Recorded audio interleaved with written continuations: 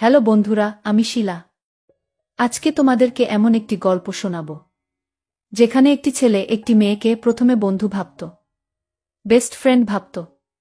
তারপর এই মেয়েটিকে আস্তে আস্তে ভালোবাসতে শুরু করল। মেয়েটি ছেলেটিকে ঠিক বন্ধুই ভাবত, এর চাইতে বেশি কিছু না। কিন্তু ছেলেটি এক পর্যায়ে মেয়েটিকে এমনভাবে ভালোবেসে ফেলেছে যে তার জীবনের চাইতেও বেশি ভালোবেসে ফেলেছে। একদিন ছেলেটি তার ভালোবাসা প্রকাশ করতে গেলে মেয়েটি তার সাথে যা করল তা শুনলে বন্ধুরা তোমাদের কলিজা কেঁপে উঠবে। তাহলে চলুন বন্ধুরা, গল্পটি শুরু করি।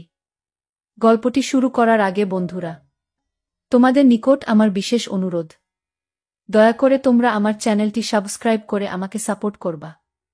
আমার পাশের বাসার একটা মেয়ে নাম সাধনা, আর ছেলেটির নাম আবু সায়েম।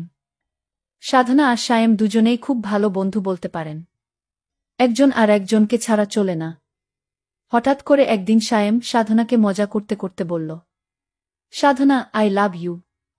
ও বলে, শুন সায়েম, আমি তোকে ভালোবাসতে পারবো না, তুই শুধু আমার খুব ভালো বন্ধু। এই কথা বলেই চলে গেল সাধনা। সায়েম তার কথা শুনে হাঁ করে থাকিয়ে রইল। তাকে কোনোভাবেই তার মনের অনুভূতি বোঝাতে পারল না। এভাবেই দিন যেতে লাগল। কিন্তু ছেলেটি ভাবল যে সাধনা তো কোনোভাবেই আমাকে ভালোবাসে না, কি যে করি। বলতে বলতে সাধনার ফোন। সাধনা বলল, ওই সায়েম, কি করছ? তোর কথাই ভাবতাছি সাধনা। চুপ থাক। সাধনা বলল, ওই সায়েম, খাইছস? সায়েম বলল, না। তুই খাইছ সাধনা? হ্যাঁ খাইছি। তুই এখনই খেয়ে নে, আর মাঠে তাড়াতাড়ি আয়। আচ্ছা, বলেই লাফাতে লাগলাম। সাধনার মনে হয়তো আমার জন্য ভালোবাসা জাগছে। তাড়াতাড়ি খেয়ে গেলাম।